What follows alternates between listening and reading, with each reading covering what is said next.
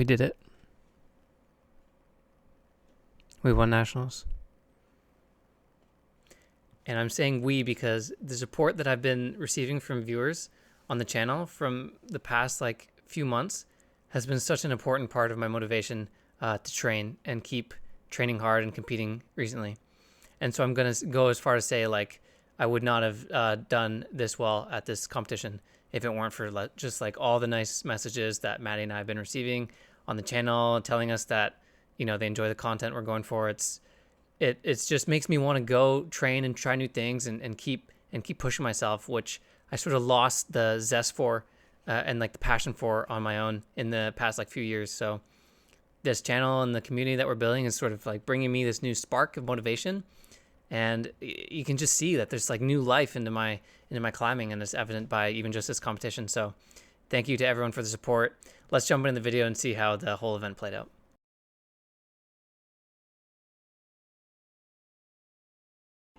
So here we are for the qualifications. The way qualifications work this year, and like for the past like 3 years at nationals, they've done it this way, is that it's actually not an isolation format. And so this is a new format that the IFSC was experimenting with recently at a few of the Youth World Championships.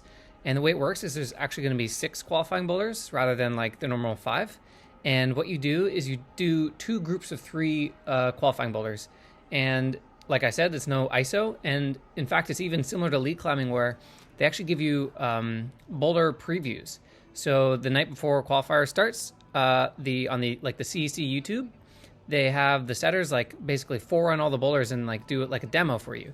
And this is because if you're out like at the beginning of a format where there's no ISO, you have nobody to watch climb, obviously, and you're at like a disadvantage because someone who goes out at the end in this format gets to watch like all the competitors climb and get a lot of beta. And so the demo is to sort of like mitigate this disadvantage and have at least some data for like the first climbers to draw on when they try the qualification boulders. That being said, it's still like a little bit skewed if you go out at the beginning. It's definitely a bit of a disadvantage. That being said, I was out at the end, so I got to watch a lot of people climb, which was nice.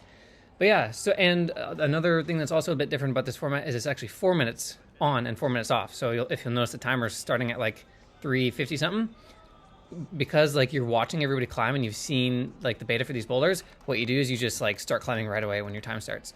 And you know, I actually I like the format. It goes by pretty fast, and the 6 boulders means that there's way more like there's a lot of a harder opportunity for the athletes to like mess up and like have like a bad performance, because you just get 6 opportunities to sort of like show your best. So yeah, it's a pretty interesting qualifying format. And then, so yeah, like I said, it's like 2 groups of 3. So these are my first 3 boulders. I managed to do pretty decently on my first 3 boulders. I fell like a couple times. I fell once on this swing boulder and then once on the other one. And then what happens is now, after I finish this boulder, I'm going to have about a 2-hour rest before I do my next 3.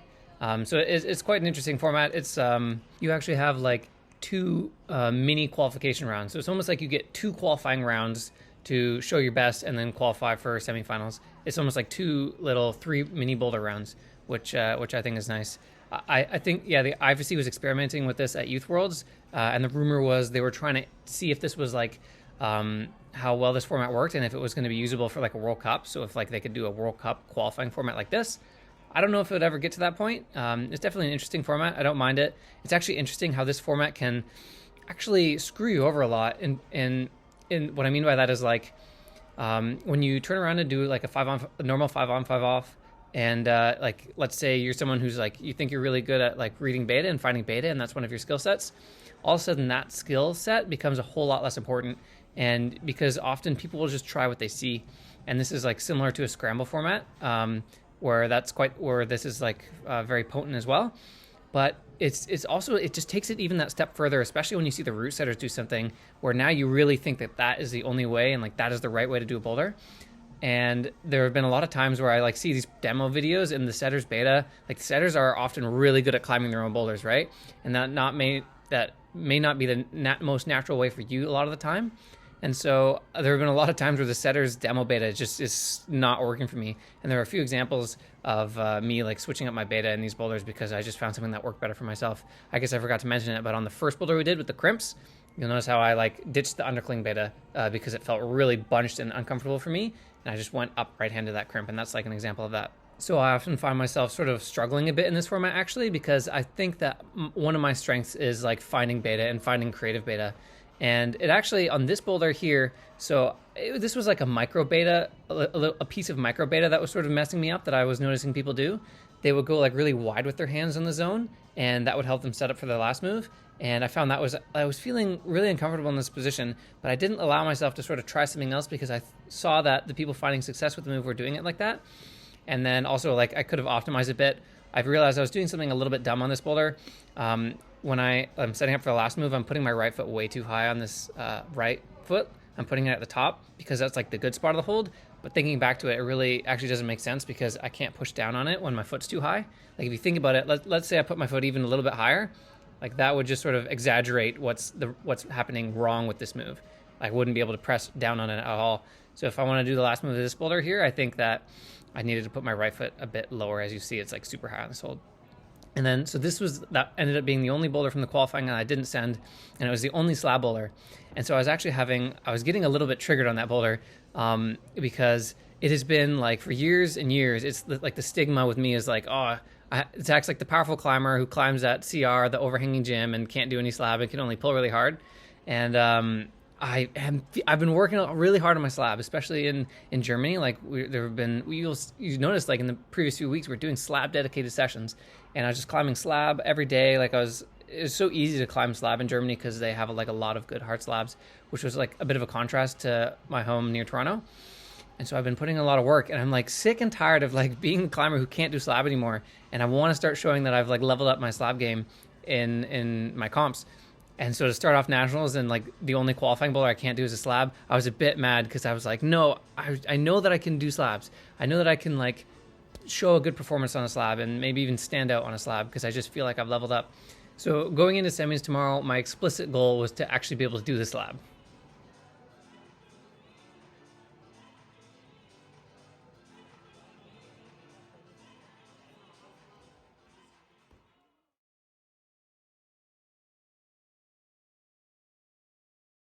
So here we are the next day for semifinals. I ended up qualifying in third behind Kinder McNamee and Matt Rodriguez.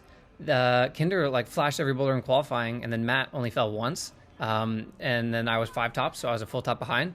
So yeah, the field is really strong this year. There's a lot of strong climbers in Canada, and like we're all ready to perform here at nationals. So going into the semifinals, I knew that it was gonna be really hard to make finals, and I would have to try my absolute hardest. And the setters also know how strong the field is this year, so we were all expecting hard boulders for semifinals. Like everyone here is capable of climbing like, World Cup level boulders and really hard boulders. So we were expecting to definitely get our butts kicked in semifinals. And going into this round, the idea is like, you get like 1 or 2 tops, and then that should probably be enough to put you into finals. And that's usually how semifinals goes with it. Just the nature of semifinals is like that is usually the hardest round, because you got to pick athletes for finals. So here we are starting on the first boulder. We could all tell sitting in ISO that there wasn't too much action happening, that there weren't a whole lot of cheers. So we were definitely like, okay, the boulders are going to be hard. So I turned around and I saw this boulder, and I was like, okay, yeah, we got some hard boulders already. This boulder looked really hard. So, and then me sticking the zone here is actually like, that was a pretty good thing that happened. And a pretty good thing that happened. It was a pretty good thing that happened for me in this round, because I think only two other people got the zone of this boulder, and it ended up seeing no tops. I'm about to bobble off the finish here. I was quite nervous for this round. Like I really wanted to make finals, because I knew, especially when you want to make like a final or like a round that you're super capable of doing. I'm really bad at dealing with that kind of pressure, and I just got super nervous. So you'll notice I'm actually quite shaky during the semifinal round, and it showed at the end of that last try. I was just bobbling off of these slopers. I needed to just be a bit more calm, and this try ends up being a bit better. I like calm myself down a bit. I like find a better position for my heel. But I think I end up hitting the finish hold in like a little bit too much to the left here. Yeah, too much to the left, and I didn't have enough purchase. That was not a good way to start my semifinal round. I didn't know at the time that sticking the zone was a good thing, and that was actually like putting me in the positive, because I was like one of the only 3 athletes to do that, and an extra zone in the bank is really good. I didn't know that. I knew that the boulder probably wasn't getting a lot of tops, but it felt like that was my opportunity to really set myself apart and like get ahead of the field. And then I just blew it like twice. And so that is a terrible way to start the semifinal round. Not only did I just blow that top, which was probably going to be a good top, but that pumped me out hard. Like if you'll notice, like with the timer, you'll notice the pacing of my attempts. I had like gotten on that boulder at the end as sort of like a Hail Mary, and I was like so pumped. I didn't even expect to get as high as I did again. And then when I did that, and then I only just dropped the finish, that was like so much pump accumulated for no gain at all, because I had already stuck the zone at that point. So it is really demoralizing when that happens. So I had to like try and set myself, calm myself down, and then thankfully the next boulder was a slab, so it was going to help me depump. And like I said, after qualifying, I was determined to top the slab in semifinals, because I know that I can climb slab. I've been working really hard on it, and I was able to top this boulder. It was definitely a bit bouncy, but it was sort of a slab that was more my style, where, you know, if there's any like little crimps at all to grab, I definitely am going to feel a bit more comfortable on the slab. The no hands is where I really struggle, but you know, I had a crimp to grab on, and then at the end you'll notice I sort of used the screw hole finger jugs that were on that last volume. And this is something that I really learned in Germany by climbing a lot and training on like the technical boulders, is that screw holes are so important these days in competitive climbing. And yeah, it kind of sucks, like it's sort of an unnatural way to climb, and it would be nice if screw holes like didn't exist and they could be covered up or something, but it is just like, if you're gonna be the only one to not using screw holes, you're at a disadvantage. I actually like, here's what I'll say. I wasn't planning on doing a tip of the day for this episode, but here I'm now realizing I have a good one. Learn how to use screw holes well, because it is just so potent. Like I think I used a screw hole on every it was finals. We'll notice in finals that I use a screw hole on every boulder in finals. And there's like techniques to it. Like you got to know when to use your thumb in a screw hole, because that will give you more stabilization, or when to know to use your pointer finger and actually crimp it. I was like putting my pointer fingers in the screw holes on that at the end of that slab there, and it can just be like so. Especially if you find yourself being a powerful climber, and like using your fingers can be an advantage a lot of the time. Screw holes are so potent these days, and this is something I actually really became aware of in Europe and on a lot of the technical boulders. But now I was not using any screw holes on this boulder 3 here. Look at me, I am so shaky. I'm actually like really embarrassed of my performance on this boulder. My first try was okay, it was fine. Like I was getting to the end here, and I felt like I was going to be having, like I thought I was going to top it, and then I had a foot blow on this left foot here, but I realized that was actually because I wasn't underclinging the volume. That would allow me to apply the pressure I needed to the foothold so it wouldn't slip and go to the crimp. But on this try, when I got on this boulder, I was sort of in the mindset of like, oh God, look at this. I was sort of in the mindset of like, okay, I didn't do that first boulder, and yeah, I did the slab, but I feel like a lot of people probably topped that, and I need this boulder to make finals. Like this is the power boulder. I'm supposed to do this one. And I was like, so I fell on my first try, and I was super pumped, especially from the first boulder. So I waited down the clock to like a minute, and then I got on for one more try, and I was just so nervous. I was filled with nerves, and it like showed on that boulder, on the third boulder. I was like hyper aware of what was happening. I was like, while I was climbing, I was like, I need to do this boulder to make finals. And you'll just see how shaky I got. And that was like a really bad performance, like a really bad mental performance. And I thought that I sort of blew it there on that third boulder. After I finished that boulder, I was sort of like, okay, I think I might have blown it there. Like, I don't know what this fourth boulder is going to be like, but I only have one top right now. I don't know if 2 tops is going to be enough. And then I turn around and I see a toe catch for this last boulder. And if you've been following the videos in recent weeks, you'll know that toe catches are my like sort of kryptonite. And I've been trying to work on them recently, but it's still not something I'm confident in. And so when I turned around and saw that I needed to do a toe catch to make finals, I was a bit sketched. But luckily this one wasn't too bad. And actually the 2 tops and the 4 zones ended up being enough to put me in finals in second place, actually, which I was quite surprised by.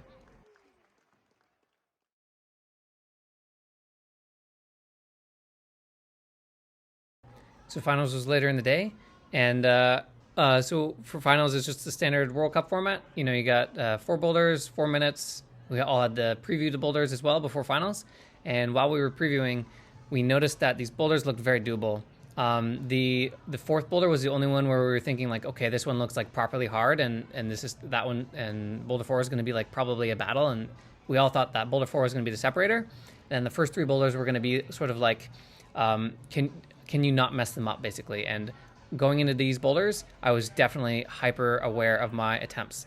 And I also had like the advantage of coming out second last, because I qualified in second, and I could tell sort of how, like I knew that all the boulders, like a lot of people were getting tops before me, and I could tell whether people were doing them quick or not.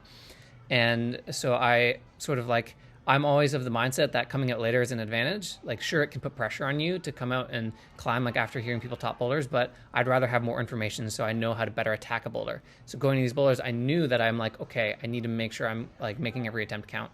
Whereas like it can be different, like attacking a boulder with like, I just need to get to the top of this no matter what.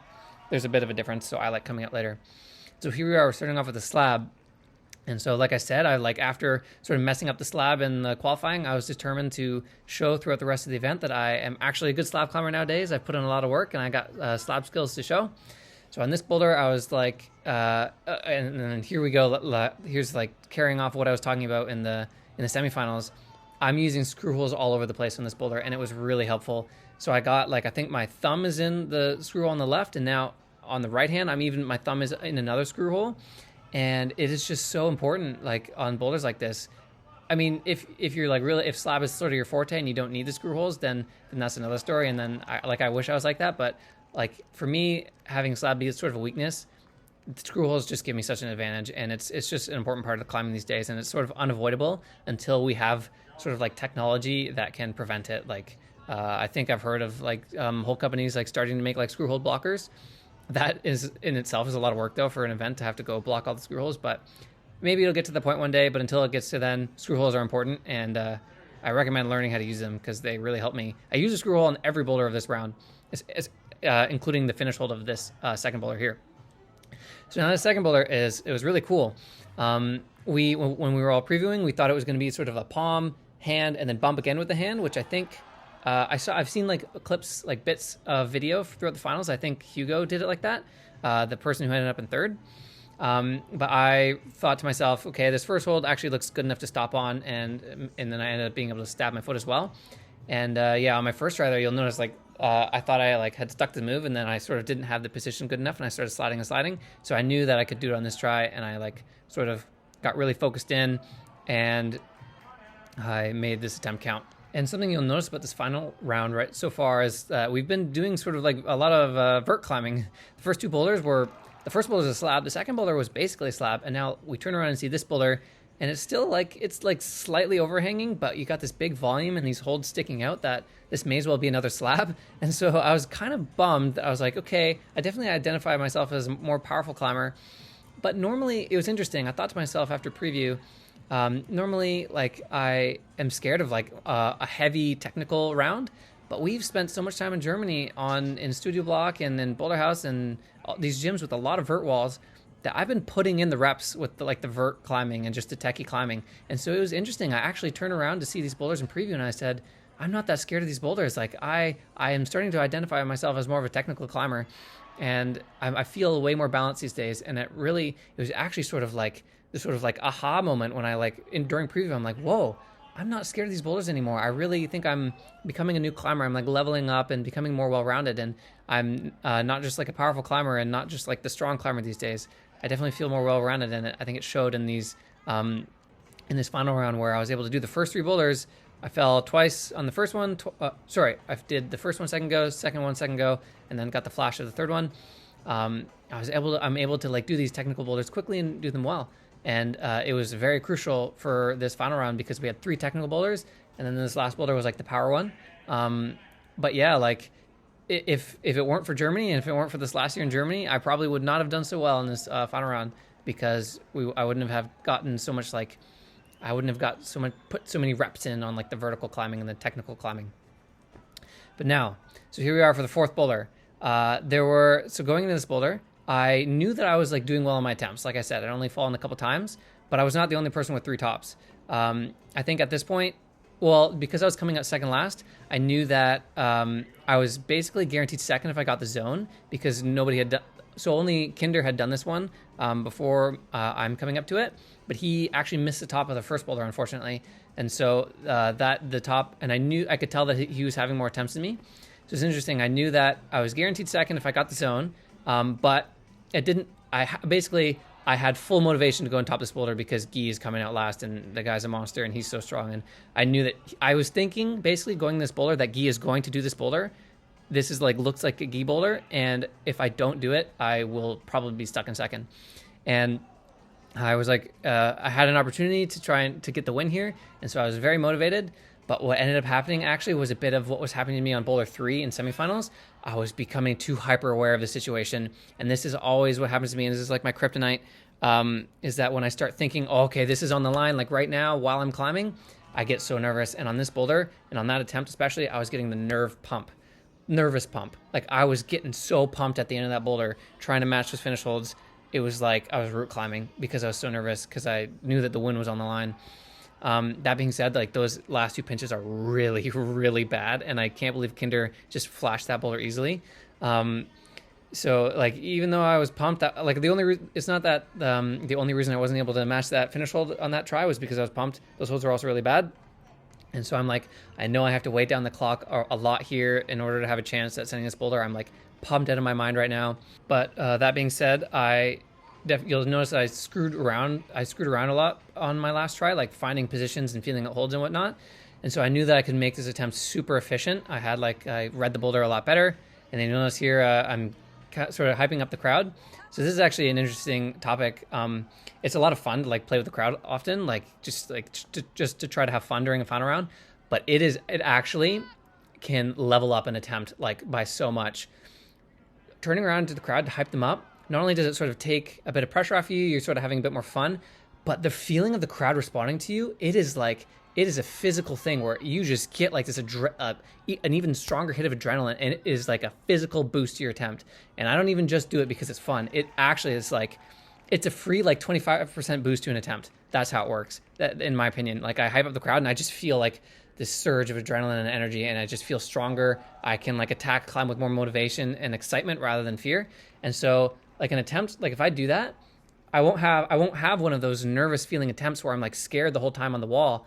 I'll be filled with a better emotion and a better feeling of excitement. And so that's what happened on that attempt. That being said, I was too pumped to match the finish, but I was lucky enough that Guy was also struggling with the finish match of that boulder. And then it's unfortunate that kind of came down to like our attempts on the first 3 boulders, and that's how I edged out the win.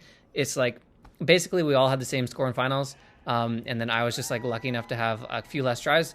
But that being said, that's how the game goes sometimes, and you can be on the other end of it a lot of the time. So I'm gonna take the victory when I can.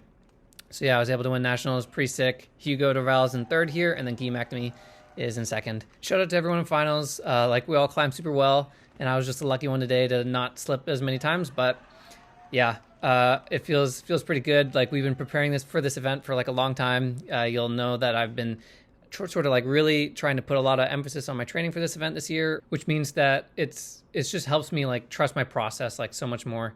The fact that we made a program, we like wrote a program, 6 months ago saying I want to do well at nationals. And we did all these steps and we talked about like how we were going to prepare for it, and then it all works out in the end. It just gives me confidence that I really know how to write a program well. We trained well. Yeah, and then of course there's like so many things to improve on. I could have probably had a bit more of a performance cycle and really done some more like, maybe mental games or like mind games and mental tactic training for the 5-on 5-off rounds. So I don't have these sort of like freak outs mid climb when I become too hyper aware of the situation, and then it makes me super nervous and I climb poorly. Like there's things you can do to combat that. Like I said at the end there, hyping the crowd up can be one of these things. And there's like sort of other physical tangible things that you can do. And so I think that's sort of a big takeaway from this event is I got to mitigate those sort of like freakouts during the climbing, because that's not what I want. So that's what I learned from nationals. And then I also, like I said, there's a lot of things that I'm sort of like, I had reaffirmed that I'm doing well just by performing well at this event. So it was just an amazing event overall, and I'm psyched that I could get the win. So I want to say thank you to all the viewers. YouTube has been actually such a massive source of motivation for me at training, like in the past like few months especially. It just helps keep me accountable. It helps to add sort of like an extra zest to training. Whereas like just over the years, training for myself and for my own sort of motivation, it can be almost monotonous sometimes. And especially when I am in sort of a dip in motivation, I don't have the extra willpower to go train and train well and train and like optimize everything that I can. But with this YouTube, it's sort of like this new sort of creative thing. And it's this new spark of like motivation and like zest in my training. And like, I wouldn't be kept keeping with the YouTube if people weren't interested in it. People weren't like leaving like nice messages. So in a way, it's like the viewers, like this win is because of the YouTube and the community that we're building here. Like, it has been such an powerful source of motivation, and it's just feels so great that it can like pay off at this event. And like, I'm gonna be just super cheesy and go as far to say, like, you know, we all won nationals. You know, like, I didn't do this on my own. And like, I also want to thank like all the setters and all the everyone we met in Germany. Like, that was a really important year for my training. I feel like a new climber these days. I definitely feel like my technical skills have like leveled up a lot. I feel like I understand climbing a lot better. We learned so much in Germany, and I'm definitely going to attribute like a lot of the skills that I put into practice here at this nationals to like Studio Block, Boulder House, Boulder Vault, and everyone we met there and all the setters. So thanks for everyone that helped with this journey and this process. Insert catchy video outro here.